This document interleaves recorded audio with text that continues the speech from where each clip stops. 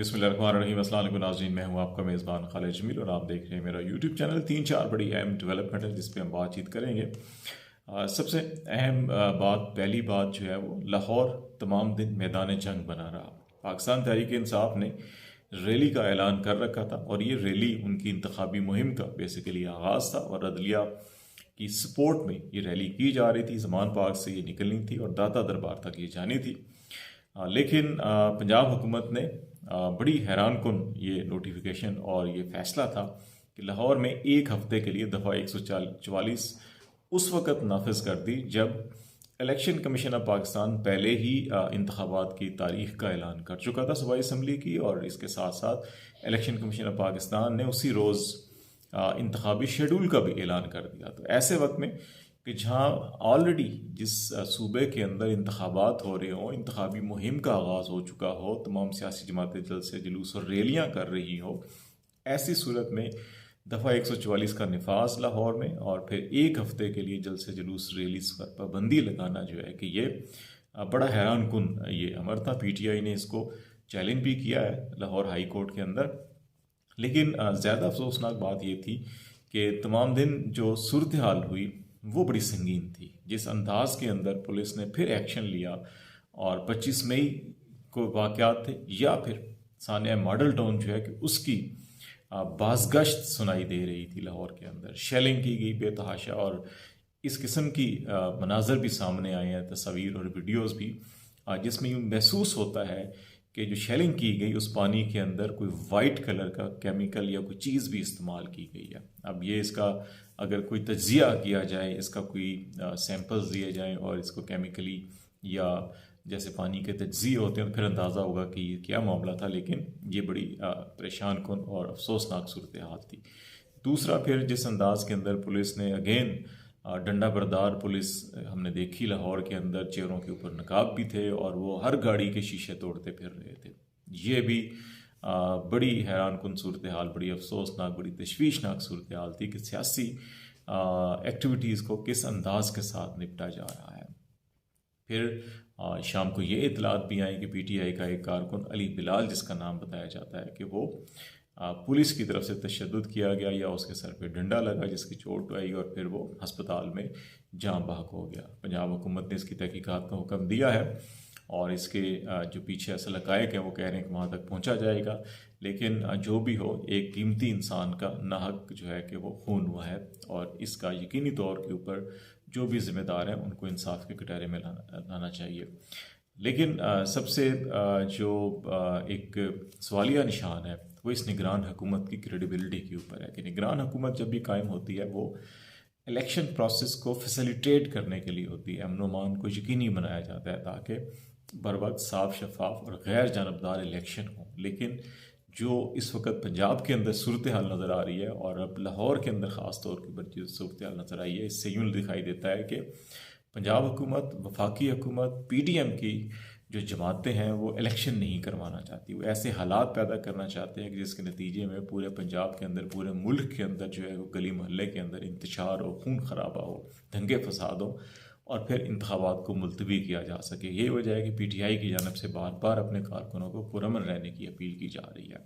तो ये PTI मुसलसल कोशिश कर रही है कि ऐसी तमाम कोशिशों को नाकाम बनाया जाए और इंतखाबात जूँ जूँ आ रहे हैं, PDM की, पंजाब हुकूमत की, वफाकी हुकूमत की जो एक्शन है उनके अंदर ज़्यादा शिद्दत और ज़्यादा सख्ती आती जा रही है। तो ये बड़ी वाज़ेह अक्कासी है कि इलेक्शन से फ़रार का हर रास्ता इख्तियार करने की कोशिश करेंगे।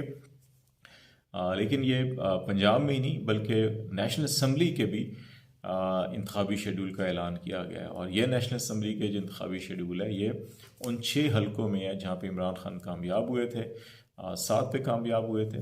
तो इलेक्शन कमीशन ऑफ पाकिस्तान ने अपने तौर के ऊपर ही एक नशिस्त जो है इमरान खान की छोड़ दी और बाकी जो 6 नशिस्तें हैं उसमें मतदान 4 सदा पेशावर, दनकाना, फैसलाबाद और कुरंगी कराची की नशिस्तें हैं, इनके ऊपर ज़मीनी इंतखाबात का ऐलान कर दिया है। और ये इंतखाब भी 30 अप्रैल को ही, जिस रोज़ पंजाब में होंगे उसी रोज़ इन 6 हलकों में भी इंतखाबात होंगे और इनका इंतखाबी शेड्यूल बिल्कुल वही होगा जो पंजाब के इंतखाबी शेड्यूल के। और दूसरी तरफ गवर्नर KP ने मुशावरत की, लेकिन एक हफ़्ता मज़ीद जो है कि इसके अंदर इल्तवा डाल दिया गया। खैबर पख्तूनख्वा की तारीख में ये कहा गया है कि वो नेक्स्ट वीक जो है कि चीफ़ इलेक्शन कमिश्नर से मुलाकात करेंगे और उसके बाद जो है कि फिर वो देखेंगे कि कौन सी तारीख मौजू है और उस तारीख का ऐलान किया जाएगा। लेकिन उन्होंने अपना जो स्टेटमेंट जारी किया उसके अंदर ये बड़ी वाज़ेह निशानियाँ पाई जाती हैं कि वो भी कोई ना कोई हीला बहाना चाह रहे हैं कि इलेक्शन में ताख़ीर की जा सके खैबर पख्तूनख्वा में, या मुलतवी किए जा सकें। कि वो कह रहे हैं कि ईद का चांद देखना जितना मुश्किल है उससे ज़्यादा मुश्किल जो ये तारीख देना है। हालांकि इसमें कोई ऐसी बड़ी साइंस या रॉकेट नहीं है कि जो इंतखाबात की तारीख देना है, लेकिन वो इससे गुरेज़ा है। एक और बड़ा अहम मामला जो है वो अरशद शरीफ केस का है।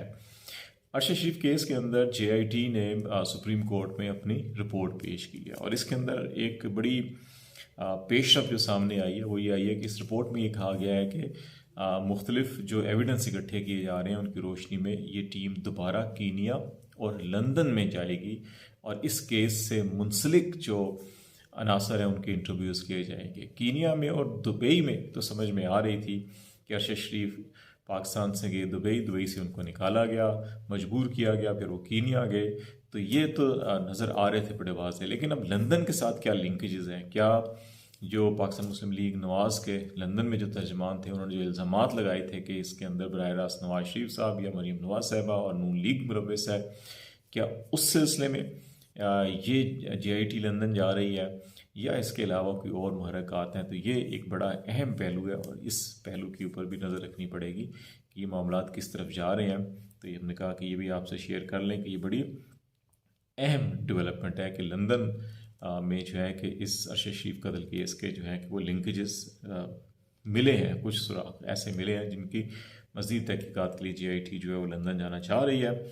आखिरी बात आर्मी चीफ की, आसिम मुनीर साहब जनरल जो हैं इन्होंने अभी एक रोज़ पहले वज़ीर ख़ज़ाना के हमरा जो है पाकिस्तान की बिज़नेस कम्युनिटी से मुलाकात की है और इसमें उन्होंने यकीन दहानियाँ कराई हैं कि जी की इकनॉमिक सिचुएशन जो है वो बेहतर हो जाएगी, कोशिश की जा रही है हुकूमत की, और IMF के साथ अगर मामला तय हो जाते हैं, मुआहदा हो जाता है, बड़ी सख्त कंडीशंस हैं। IMF ने पहले कभी इतना सख्त रवैया नहीं अपनाया था जितना अब रवैया अपनाया जा रहा है। इन हालात के अंदर वो पुरुमीद है कि मामला ठीक हो जाएंगे। IMF के साथ मुआहदे के बाद दोस्त ममालिक जो हैं कि वो भी इमदाद करेंगे और दीगर ममालिक और इदारे जो हैं पाकिस्तान की इमदाद करेंगे, तो इकनॉमिक स्टेबिलिटी आएगी। लेकिन उनका ये कहना है कि जून जो है कि उसमें बड़ी अहम डेवलपमेंट होनी है, जून और उसके बाद कि जून तक जो है कि ये IMF के साथ सारे मामलात होंगे, दोस्त ममालिक के भी हो जाएंगे और उसके बाद फिर हालात जो है बेहतर होना शुरू होंगे। अब ये जून का हवाला और फिर इसके साथ साथ इसमें एक और बड़ी अहम जो ख़बरें मंजर पे आई हैं जिसमें कहा गया जी कि इमरान खान ने उनसे रब्ता करने की कोशिश की लेकिन उन्होंने इनकार कर दिया और कहा कि जी उनका क्या काम सियासतदानों से मुलाकातों का, और जो सियासी मामलात हैं वो सियासतदान ही देखें, वो अपने आप को बिल्कुल इससे अलग और मुबर्रा कर रहे हैं। तो एक अच्छी बात है कि अगर वो गैर सियासी रहते हैं, लेकिन ये एक सवालिया निशान भी इसके ऊपर ज़रूर है कि अगर DGISI या DGISPR कभी एक ज़माने में प्रेस कॉन्फ्रेंस उन्होंने की थी और पूरी की पूरी एक जमात के ख़िलाफ़ प्रेस कॉन्फ्रेंस थी और फिर कहा कि नहीं ये कोई वो सियासत से उनका कोई लेना देना नहीं है। जनरल कमरुद्दीन बाजवा ने अपनी शोधा की याद में जो तकरीब थी उसके अंदर पूरी की पूरी एक सियासी तकरीर की और कहा जी उनका सियासत से कोई तल्लक नहीं है। अभी बिज़नेस कम्युनिटी के साथ आर्मी चीफ मुलाकातें कर रहे हैं और फिर उसके अंदर भी एक जमात के सरबराह के रेफरेंस देकर बातचीत कर रहे हैं और उनके हवाले से बात कर रहे हैं और फिर कह रहे हैं उनका कोई सियासत तल्लक नहीं। मेरा ख्याल है कि अगर ये फ़ैसला कर ही लिया है कि सियासत से कोई तल्लक नहीं है तो फिर प्रैक्टिकली अमलन नज़र आना चाहिए। बयानात से सिर्फ जो है कि शायद बात नहीं बनेगी।